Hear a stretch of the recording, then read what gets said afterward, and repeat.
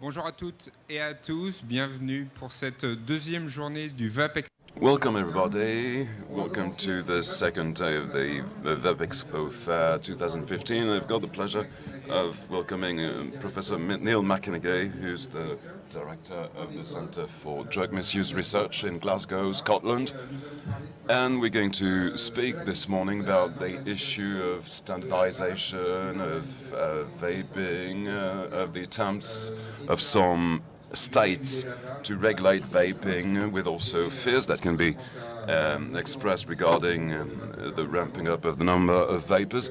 And we will speak about the attempts to forbid vaping in public venues, taking the example of Wales, where there's an attempt to pass a bill that would forbid vaping in all public venues.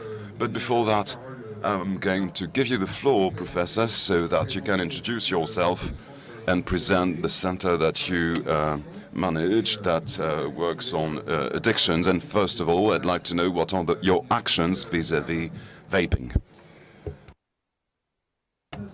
You're wondering, Rémi? Du centre. Of the center. Oh, okay. Center.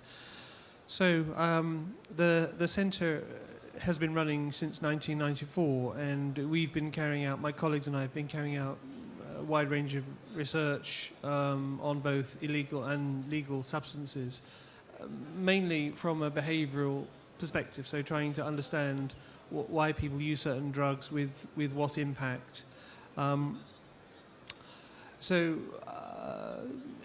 We have become increasingly focused, as has many research groups, on electronic cigarettes, as their use has expanded massively. And I think that anybody working in the field of addiction now needs to focus on electronic cigarettes and vaping, because it's becoming a site of huge controversy as people grapple with in some ways quite strange inclinations to seek understanding, which is certainly perfectly appropriate, but also to rush to regulate, and to regulate in many countries with an increasingly heavy hand. And I think this whole area raises fundamental questions about how we function in circumstances of some considerable uncertainty, and the reaction to that uncertainty in relation to e-cigarettes, particularly with regard to the proposed long-term harm, the hypothesized long-term harm, or the hypothesized normalization of smoking, is generating, it seems to me, an extreme reaction on the part of some elements of the public health community, which is proving, in many countries, including my own, hugely influential in terms of determining public policy. And I think that in a way which many people would not have anticipated, gatherings such as this today could easily become illegal. So the idea that vapers could come to a setting to vape, to find out information about vaping, to purchase vaping equipment, to share their experiences, in a way which is completely incongruous, could become a criminal act. It could become so stigmatized, so prescribed, that it would simply not be allowed to happen. And when you think that what one's talking about here is not some deviant activity, but actually may well be the most significant element of reducing tobacco-related harm, it's just absolutely inconceivable that we should seek to apply such draconian legislation on this area of behaviour, although that is precisely what is happening, not in one country, but across the globe. Alors, professeur, pour vous donner la contradiction... So, Professor, to contradict you in a way, let's watch a video by the Minister of Health of Wales that expresses his will to regulate vaping. Well, the bill is designed to protect and improve the health of the people of Wales. It's a public health bill. It looks to protect people against dangers to public health that we know of already, and it anticipates issues that may occur in the future. The aim, as always in public health, is to make sure that where harm is avoidable, we take action to avoid that harm. Well, it's certainly not dangerous. all the bill does is to bring the use of e-cigarettes into line with conventional cigarettes. Where you can use an ordinary cigarette in Wales, you can use an e-cigarette. Where you can't use a conventional cigarette, you won't be able to use an e-cigarette either. That will make enforcement of the law simple and straightforward. It will prevent the renormalising of smoking. It will help us to bear down on the way that e-cigarettes are becoming a gateway to conventional smoking for young people. Wales will join more than 40 countries worldwide that have already taken this step.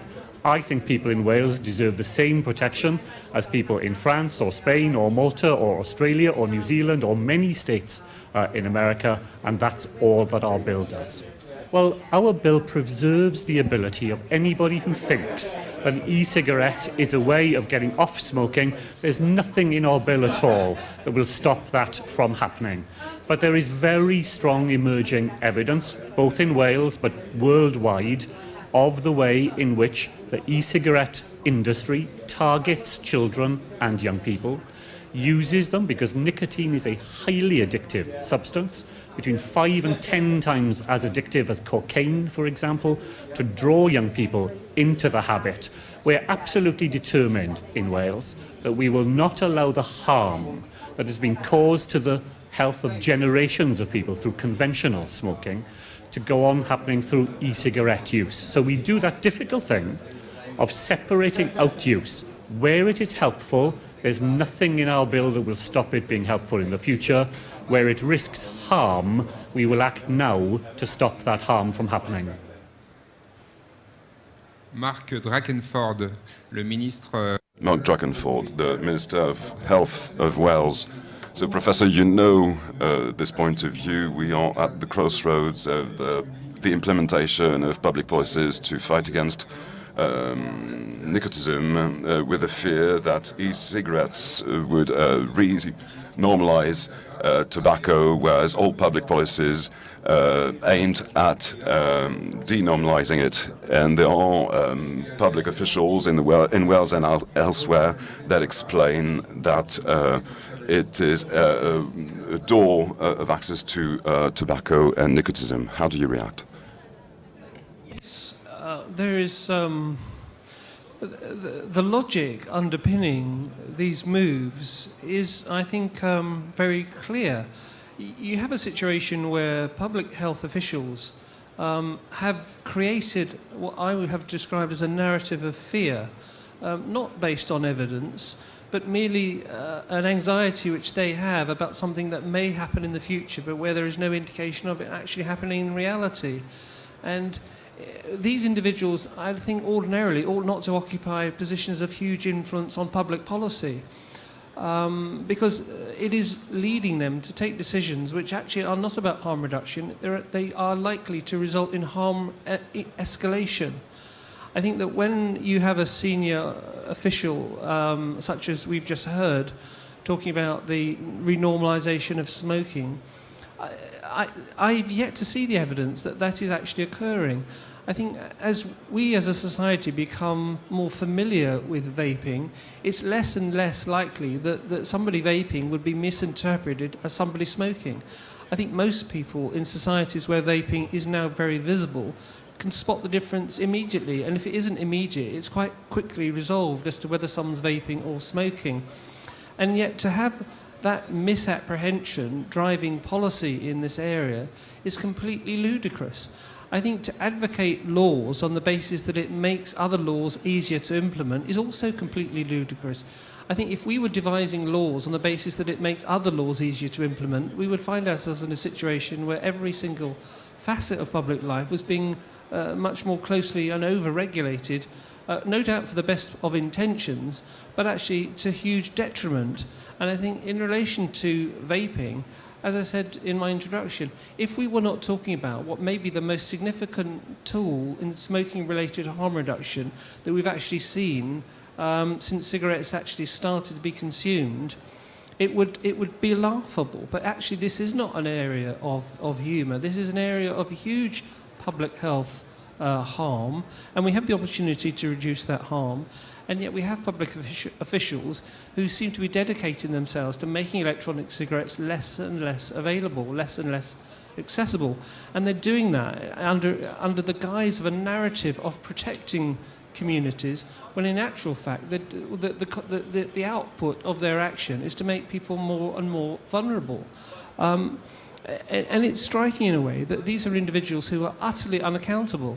So in the aftermath of their proposed legislation to reduce access to electronic cigarettes, if we actually see a decrease in the uptake of electronic cigarettes and a similar impact on the rates of smoking, so that rates of smoking cease to decline in the way in which they have been doing, because electronic cigarettes are less and less accessible, then the cumulative output of their efforts would have been to make their population, the population for which they deem themselves to be responsible, actually sicker, not more healthy. And yet, of course, in that event, it would be a tragedy for the various people in the population, but the individuals themselves would be utterly unaccountable, and they would no doubt move on to the next moral panic and seek to regulate individuals' behaviour in some other domain under the guise of protecting people. I mean, it seems to me that if one wanted to create a situation where there was ever greater confusion around is someone vaping or is someone smoking, then the last thing you do is make vaping less and less visible, because its very visibility is what enables people to come to judgment that what they're actually seeing isn't smoking at all, it's actually vaping. So the kind of nonsensical position that the solution to the misapprehension of vaping as smoking is to make vaping less and less visible is just completely ridiculous. I think most people in society don't have any difficulty in distinguishing between these two things.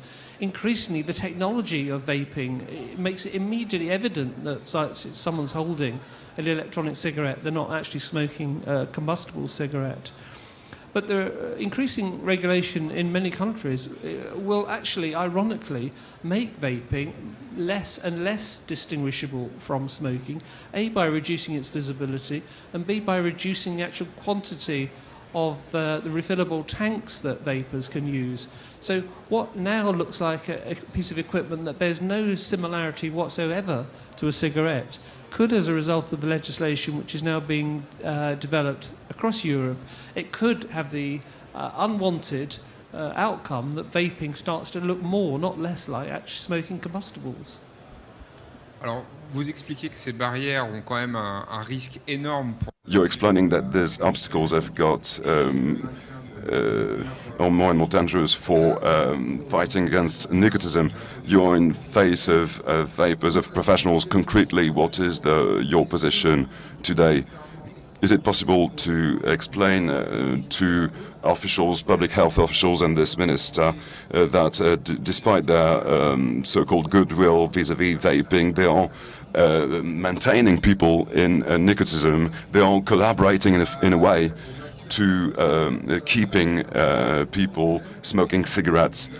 And from this point of view, they prevent smokers to stop smoking. And so you're in face of this paradox where people who are supposed to be the most committed to fighting against nicotism are those who keep smokers smoking cigarettes. I think there is a role for those who are fortunate to have some sort of public platform. There is a role to challenge public officials when they adopt positions which one can see are actually about harm promotion rather than harm reduction.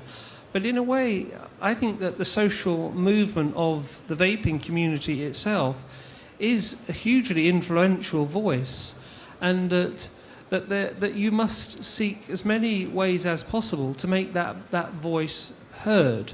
I think my colleagues and I have carried out research.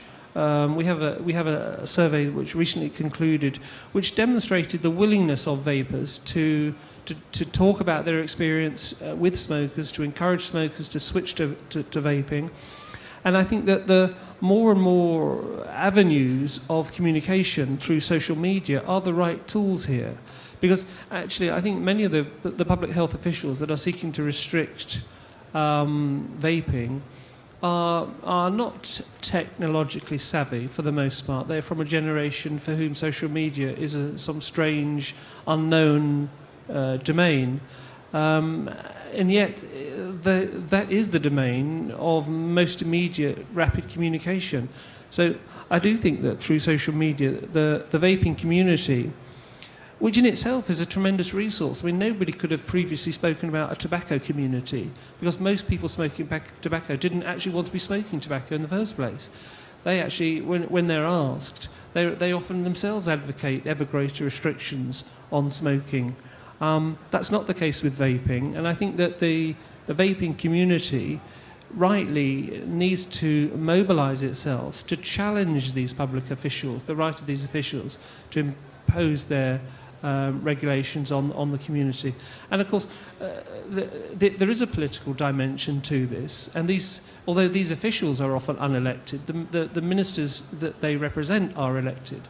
And I think that in each of the countries where very restrictive legislation is being developed or has been imposed, in the public arena, individuals need to be challenged as to the logic and the potential consequences of their action. Avant de passer, So before we give the floor to the audience, the report of Public Health England, it's the time when the scientific community managed to influence the political area. But do you think there's a misunderstanding of vaping in the UK, in Scotland? Maybe you will become independent one day. Is it a turning point for the UK and for Europe and the rest of the world?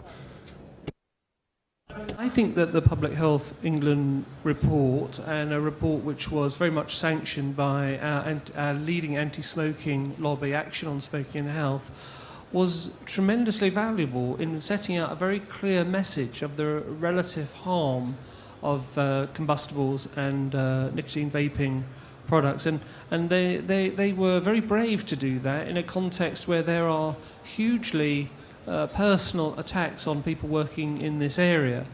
And it was predictable in a way that the immediate reaction to the publication of the Public Health England report was just that, tremendously personal attacks on some of the scientists involved in doing this work by individuals who are driven by almost a religious fear about this idea about renormalising smoking, leading them to make personal attacks on the various scientists involved. I think that the hugely regrettable outcome of that, though, is the confusion which will no doubt be instilled in many people's minds that actually vaping may well be as harmful or almost as harmful as combustibles, and there may well be a decrease. So as more of those voices emphasising the harms of vaping as opposed to the potential positive benefits of vaping, the more those voices stressing the risks and the harms are given a public platform, then I think the predictable consequence of that will be that more and more people will entirely wrongly perceive vaping to be as harmful or almost as harmful as smoking combustibles, and there will be a slowdown in the rate of uptake of electronic cigarettes, and that will be directly attributable in many instances to the misinformation that has been put out around vaping. est-ce qu'il y a des questions? Are there any questions?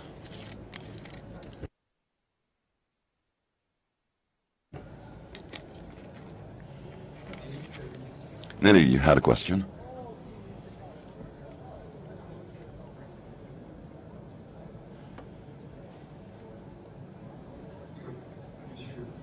Yes, please.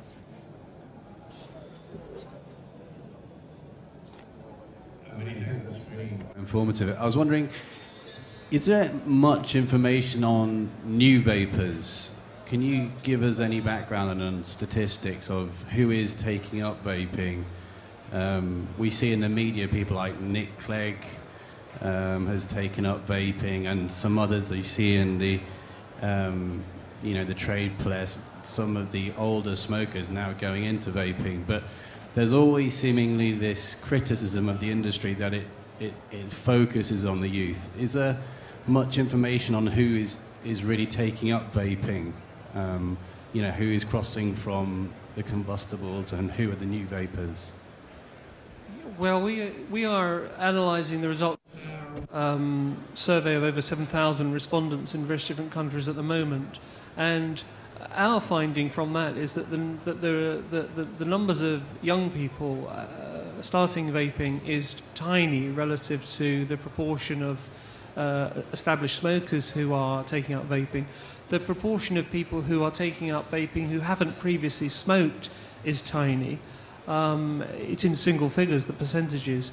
And I think that you're absolutely right. The public story that's being told around e-cigarettes is one where the substantial level of harm reduction is being eclipsed by the small evidence base of uptake amongst population groups who one would legitimately have anxieties about. So the numbers of young people who are vaping nicotine is not great relative to the older population of established smokers who are vaping.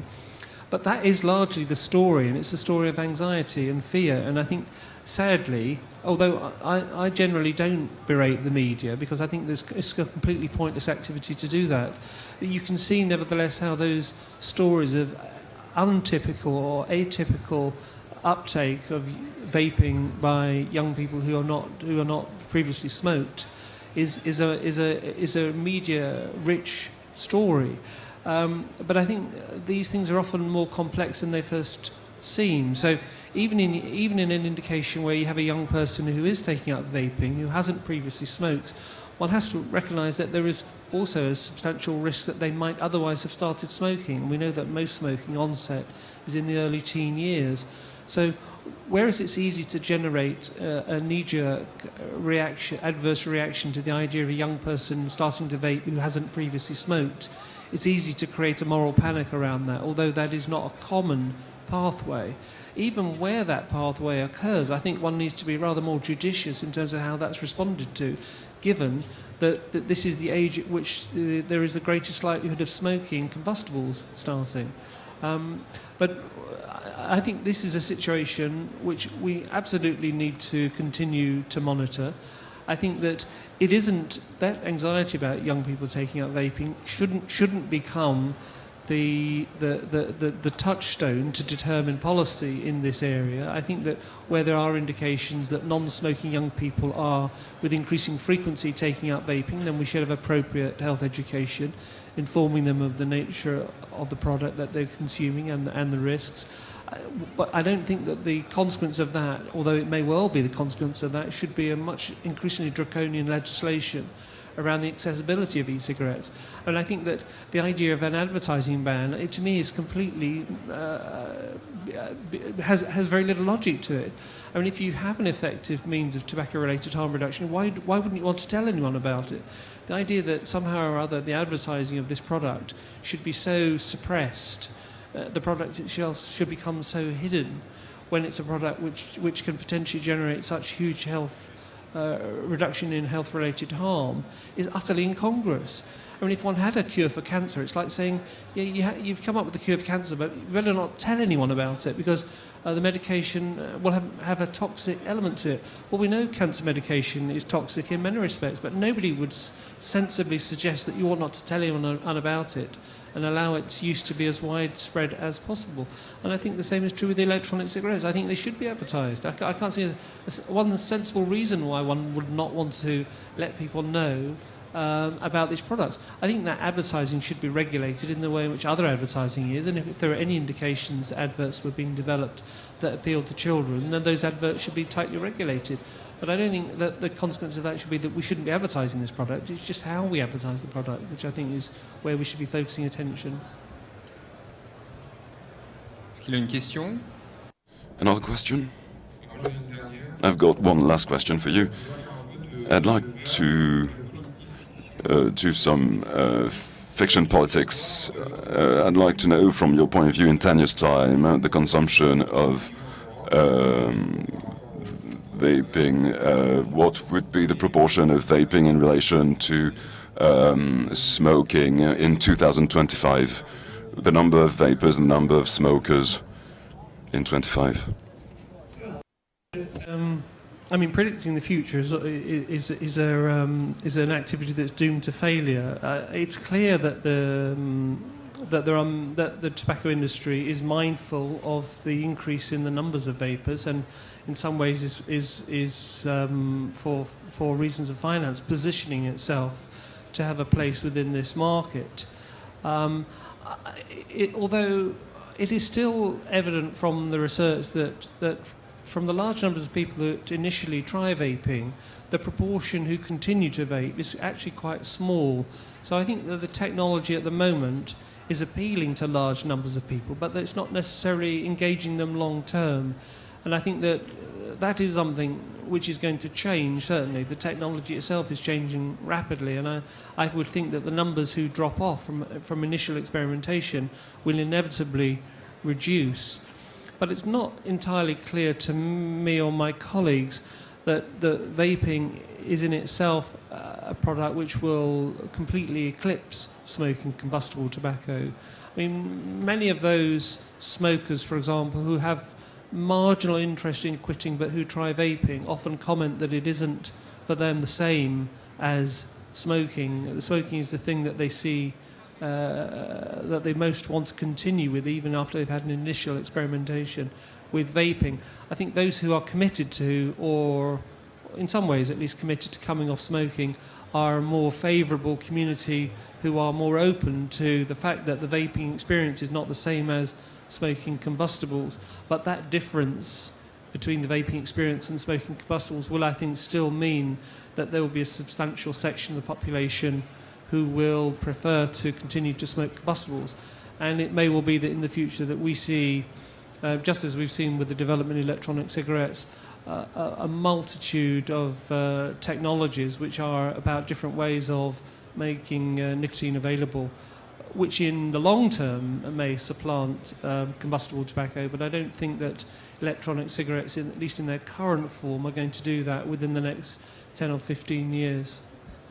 Merci beaucoup, Professor McKenagey. Thank you very much, Mr. McKenagey. I'd like to thank you to have participated in VAP Expo. Thank you for your support to the survey of Fivape and VAP Expo that we presented yesterday, the first results of.